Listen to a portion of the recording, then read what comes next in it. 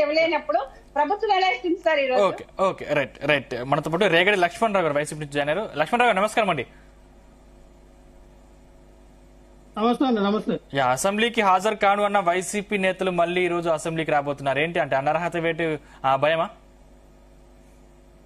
Sir మీ పేరేంటి? Sandeep. Sir Sandeep గారు, మీకు అలాగే ఎన్ఆర్ సభ్యులకి జీటీవీ వీక్షల యాజమాన్యకి హృదయపూర్వకం. జగన్మోహన్ రెడ్డి గారికి భయమా? నిజంగా జగన్మోహన్ రెడ్డి గారు భయపడ్డారా? ఏమో భయపడ్డారేమో. జగన్మోహన్ రెడ్డి గారి భయం అని పవన్ కళ్యాణ్ గారి కన్నా భయం అని. పవన్ కళ్యాణ్ గారు అంటే మంచి గట్స్ ఉన్న లీడరు. జగన్మోహన్ రెడ్డి గారికి భయం. పవన్ కళ్యాణ్ గారికి గట్స్ ఎందుకంటే పొత్తు పెట్టుకోకపోతే కానీ మనం ఎమ్మెల్యే అవ్వలేము కాబట్టి ఆయనకి గట్స్ ఉంటుంది. జగన్మోహన్ రెడ్డి గారికి ఏంటంటే సోనియా గాంధీ గారిని ఎదిరించిన వ్యక్తి, రాష్ట్ర రాజకీయాల్లో పార్టీ పెట్టి చక్రం తిప్పినటువంటి ఒక మహానేత కొడుకు. భారతదేశంలోనే మరి హైయెస్ట్ గా ఆయన ఎంపీగా ఆయనకున్నటువంటి ఆ ట్రాక్ రికార్డ్ ఇప్పుడు కూడా ఆయనకు వచ్చినటువంటి మెజార్టీని ఎవరు కూడా దాటలేదు. అటువంటి వ్యక్తి భయమే, భయపడతారు జగన్మోహన్ రెడ్డి గారు. ఎందుకంటే అధికారంలోకి వచ్చి 8 నెలల్లో ఎన్నిసార్లు అండి మీరు అసెంబ్లీ సెషన్లు పెట్టారు? ఎన్నిసార్లు అండి వర్షాకాలం సమావేశాలు జరిగినాయి? ఎన్నిసార్లు అండి శీతాకాలం సమావేశాలు జరుగుతూ ఉన్నాయి? ఎన్ని రోజులైనాయి అండి? ఆవిడ చెప్తా ఉందా పాపం, ఆవిడకి స్క్రిప్ట్ ఇవ్వలేదమ్మా జనసేన పార్టీ వాళ్ళు. 60 రోజులు అయిపోయినాయి. 60 రోజులు ఇవి కూడా లెక్క పెట్టిందేమో. 60 రోజులు అయినాయి. 60 రోజులు ఒక లోక్సభకు కానీ అసెంబ్లీకి కానీ ఎవరైతే ఒక సదరు ఎమ్మెల్యే, మినిస్టర్ లేదంటే ఎంపీ అయినట్టు వ్యక్తి 60 రోజుల్లోపు కానీ ఆ యొక్క అసెంబ్లీకి కానీ లోక్సభకు కానీ వెళ్ళకపోతే వాళ్ళ మీద డిస్క్వాలిఫై చేసే అధికారం స్పీకర్ గా వాళ్ళకు ఉంటుంది. ఈరోజు 60 రోజులు అవ్వలేదే. జగన్మోహన్ రెడ్డి గారు దేనికి భయపడతారు? 60 రోజులు అయిపోయినాయి ఉన్నారు. అదే చెప్తున్నాను సార్. ఈ రోజున జగన్మోహన్ రెడ్డి గారు అసెంబ్లీలో అడుగు పెట్టడానికి గల కారణం, ఈ రాష్ట్రంలో ఏవైతే వీళ్ళు ఇచ్చినటువంటి ఒప్పటిదిప్పటిగా ఇచ్చినటువంటి హామీలు ఏవైతే ఉన్నాయో, సూపర్ 6 అని 31 పథకాలు మేము ఇవ్వకపోతే మా కాలరు పెట్టుకుని మమ్మల్ని నడి రోడ్డు మీద అడగండి అని చెప్పినటువంటి నారా లోకేష్ గారు ఇచ్చినటువంటి రాష్ట్రంలో ఉన్నటువంటి ఆర్థిక పరిస్థితులు తెలిసే మీరు ఇస్తూ ఉన్నారంటే, ఆర్థిక పరిస్థితులు తెలుసండి, అన్ని తెలిసే మేము ఈ 31 పథకాలు రూపొందించాము, సూపర్ 6 రూపొందించాము. మేము ఇవ్వకపోతే ప్రజలు మా యొక్క గల్లా చొక్కాలు పట్టుకొని మమ్మల్ని నడి రోడ్డు మీద అడగండి అని అన్నటువంటి నారా లోకేష్ గారు మీరు ఇవ్వలేకపోయారు. ఇప్పుడు చూస్తే గ్రూప్ 2 నిరుద్యోగుల పాపం నిన్న రాసినటువంటి హైదరాబాద్ గా రాసినటువంటి ఎగ్జామ్ లో మీరు చేసినటువంటి తప్పుడు తడకలు. అంటే కేవలం ఈ రోజు మాత్రమే హాజరవుతారా లేకపోతే రేపటి నుంచి కూడా హాజరవుతారా? సందీప్ గారు మంచి ప్రశ్న వేశారు. జగన్మోహన్ రెడ్డి గారు ఈ రోజున గవర్నర్ ప్రసంగం విని వచ్చేస్తారా? జగన్మోహన్ రెడ్డి గారు సంతకం పెట్టి వచ్చేస్తారా? లాస్ట్ వరకు ఉంటారా, ఈ రోజు వరకు ఉంటారా, వచ్చేస్తారా అనేది రోజున జగన్మోహన్ రెడ్డి గారు అడుగు పెట్టారు. కాబట్టి జగన్మోహన్ రెడ్డి గారు ఆయన వ్యూహం ఏంటో, ఏ రకంగా తన వ్యూహాన్ని బయట పెడతాడో మనం చూడాలి. అక్కడ ఏం జరుగుతుందో మనం అజర్వేషన్గా మనం మాట్లాడలేం కదా. నాకు తెలిసినంత వరకు, నాకు ఇన్ఫర్మేషన్ ఉన్నంత వరకు మా పార్టీ ఆదేశాల మేరకు మాకు వచ్చిన సమాచారం జగన్మోహన్ రెడ్డి గారు ప్రజా సమస్యల పైన మాట్లాడతారు. అది స్పీకర్ జగన్మోహన్ రెడ్డి గారికి 5 నుంచి 10 నిమిషాలు టైం ఇచ్చి ఆయన మాట్లాడమంటే ఖచ్చితంగా ప్రజా సమస్య తన గలాన్ని వినిపిస్తారు. లేదు ఒక సాధారణమైన ఎమ్మెల్యేగా ఆయనకు టైం ఇస్తాము, ఆయన 1 నిమిషం 2 నిమిషాల టైం ఇస్తామంటే మాట్లాడరా ఏంటనేది జగన్మోహన్ రెడ్డి గారు ఈ రోజున చూస్తారు. జగన్మోహన్ రెడ్డి గారి యొక్క దర్శనం చేసుకోవాలి. జగన్మోహన్ రెడ్డి గారిని అసెంబ్లీలో మనం చూడాలి. జగన్మోహన్ రెడ్డి గారిని ఆయన దర్శనం మనం చేసుకోవాలంటే అసెంబ్లీకి రావాలని పవన్ కళ్యాణ్ గారు, చంద్రబాబు నాయుడు గారు, నారా లోకేష్ గారు అంటే లక్ష్మణ్ గారు, ఈ రోజు గవర్నర్ ప్రసంగం తర్వాత సభ వాయిదా పడుతుంది. రేపటి నుంచి జగన్మోహన్ రెడ్డి గారి పులివెందుల పర్యటన ఉంది.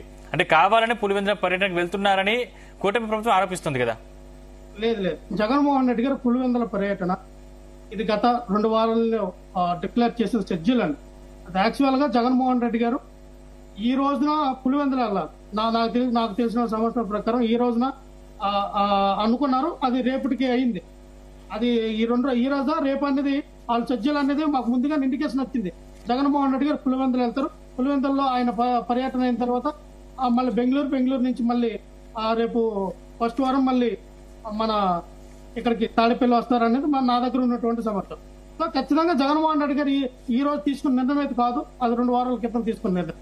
మీరు ఎలాగో జగన్మోహన్ రెడ్డి గారు అసెంబ్లీలో రాకపోతే రాలేదని, జగన్మోహన్ రెడ్డి గారు భయపడ్డారని, ఇగో డిస్క్వాలిఫై చేస్తారా అని భయపడి వచ్చారని, వాళ్ళకున్నటువంటి పేడ్ ఛానల్ ఏవైతేనే, కుల సంఘ మీడియా ఛానల్ ఏవైతేనే వాటి ద్వారా మీరు ఆ రోజు విషయం చెబుతూ ఉన్నారు కదా, ప్రజలు గమనిస్తూ ఉన్నారు. ఇందాక అక్క కృష్ణమైన అక్క, శంకర కృష్ణమైన అక్క పెద్ద పెద్ద మాట్లాడుతూ ఉన్నా. జగన్మోహన్ రెడ్డి గారు ఆర్థిక ఇబ్బందులు చేశారు, ఆర్థిక విధ్వంసం చేశారు అని చెప్తా ఉన్నారు. ఆర్థిక విధ్వంసం చేసింది ఎవరన్నది తెలుసుకోవాలి. కృష్ణవేణి గారు ఎవరు చేస్తారు తెలుసా? గత 2014 నుంచి 2019లో ఈ పరిపాలనలో చంద్రబాబు నాయుడు గారు 4 లక్షల కోట్ల రూపాయలు అప్పులు చేశారు. ఆ అప్పులకి జగన్మోహన్ రెడ్డి గారు అధికారంలోకి వచ్చిన తర్వాత ఈ 2019 నుంచి 2024 టైంలో 4 లక్షలు చేసినటువంటి మీ అప్పులకి 80,000 కోట్ల రూపాయలు వడ్డీలు కట్టారు జగన్మోహన్ రెడ్డి గారు. అంటే పర్ 1 year కి 16,000 crores అనమాట. అంటే ఒక సంవత్సరానికి 16,000 కోట్లు తప్ప 5 సంవత్సరాలకి 80,000 కోట్ల వడ్డీని జగన్మోహన్ రెడ్డి గారు కట్టారమ్మా. మీరు వచ్చినటువంటి ఈ కూటమి ప్రభుత్వం వచ్చిన ఈ 9 నెలల్లో మీరు చేసిన అప్పు ఎంత తెలుసా? 1,50,000 కోట్లు. ఈ 1,50,000 కోట్లు మరి చంద్రబాబు నాయుడు గారు చేసిన 4 లక్షల కోట్లు మేము కట్టిన వడ్డీ 80,000 కోట్ల రూపాయలు ఇవన్నీ కూడా కలిపితే ఎంత అయిందో తెలుసా? 6,30,000 కోట్ల రూపాయలు మీరు చేసిన అప్పు. జగన్మోహన్ రెడ్డి గారు 2019 నుంచి 2024 వరకు చేసిన అప్పు ఎంత తెలుసా? సాక్షాత్తు ప్రకటించిన విధానం చూసారా? 1,30,000 కోట్లు మాత్రం జగన్మోహన్ రెడ్డి గారు చేశారని. కానీ మా అధినాయకుడు ఏదైతే FIRBM లెక్కల ప్రకారంగా, కాగు ఇచ్చిన లెక్కల ప్రకారంగా మీరు ఇచ్చిన ఏదైతే ఉన్నాయో లిస్టు 1,30,000తో పాటుగా మరి అదనంగా చేసినటువంటి 1,00,000 కోట్లు కలిపి 2,40,000 కోట్ల రూపాయలు మీరు చేసిన అప్పు జగన్మోహన్ రెడ్డి గారు చేస్తే మీరు ఏమైనా ప్రచారం చేశారండి? జగన్మోహన్ రెడ్డి గారు 15 లక్షల కోట్లు చేశారు, జగన్మోహన్ రెడ్డి గారు 11 లక్షలు చేశారు, జగన్మోహన్ రెడ్డి గారు 10 లక్షల కోట్లు అప్పు చేశారని విషయం చెప్పారే మీ యొక్క కుల మీడియా సంఘాలు. ఇదే అంశాన్ని రేపటి నుంచి అసెంబ్లీలో ప్రస్తావించవచ్చు కదా జగన్మోహన్ రెడ్డి అసెంబ్లీకి వచ్చి. ఖచ్చితంగా మాట్లాడతారు సందీప్ గారు. మాట్లాడటానికే కదా ఈ రోజున అసెంబ్లీకి వెళ్ళింది, మాట్లాడటానికి కోసమే కదా ఈ రోజున అసెంబ్లీలో జగన్మోహన్ రెడ్డి గారు అడుగు పెడుతుంది, ప్రశ్నించడానికి కోసమే కదా జగన్మోహన్ రెడ్డి గారు ఈ రోజున అసెంబ్లీలో అడుగు పెడతా ఉంది.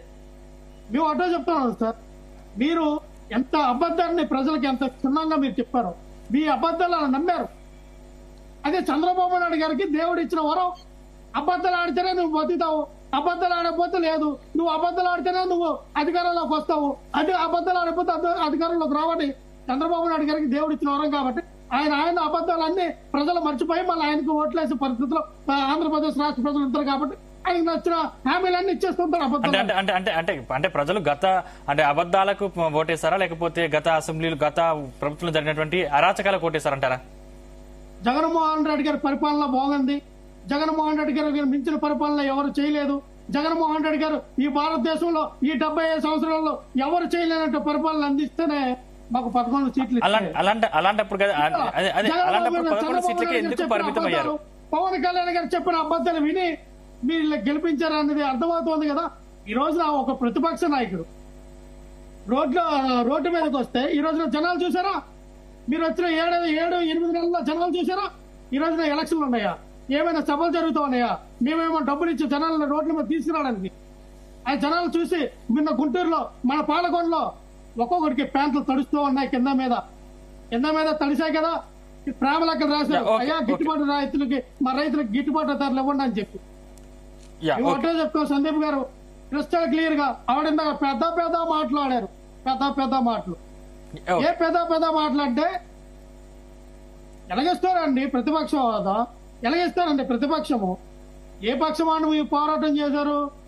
ఒక్క సీటు వస్తే ఆ సీటు కూడా మా పార్టీలోకి వచ్చేసరే ఏముందండి మీరు ఈ ప్రజాస్వామ్యంలో ప్రతిపక్ష నేను ప్రతిపక్ష నాయకుడిని, నేను ప్రశ్నించడానికే పార్టీ పెట్టా అంటే పవన్ కళ్యాణ్ గారు మీకు ప్రతిపక్ష హోదా ఇచ్చారా? ప్రతిపక్ష హోదా కన్నా మీరు ప్రశ్నించారా? ఏం మాట్లాడతారు? 1 సీటు వచ్చినా, 10 సీట్లు వచ్చినా, 2 సీట్లు వచ్చినా అసలు సీట్లా రాకపోయినా ఆ పార్టీ ప్రతిపక్ష పార్టీ. ఓడిపోయే పార్టీ ప్రతిపక్షమే, గెలిచిన పార్టీ అధికార పార్టీ, ఓడిపోయిన పార్టీ ప్రతిపక్ష పార్టీ. రాజ్యాంగబద్ధంగా ఈ నియమ నిబంధనలు ఉన్నాయా? లేవు కదా.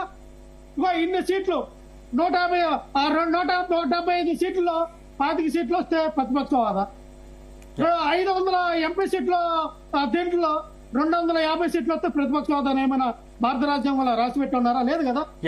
కృష్ణవేణి గారు ఉన్నవి 4 పార్టీలు, నాలుగు పార్టీలలో 3 పార్టీలు కలిసే ఉన్నాయి కూటమి ప్రభుత్వంలో. ఉన్నది ఒకటే పార్టీ ప్రతిపక్షంలో ఉంది. దానికి మీరు ఎందుకు ప్రతిపక్ష హోదా ఇవ్వట్లేదు ప్రశ్న.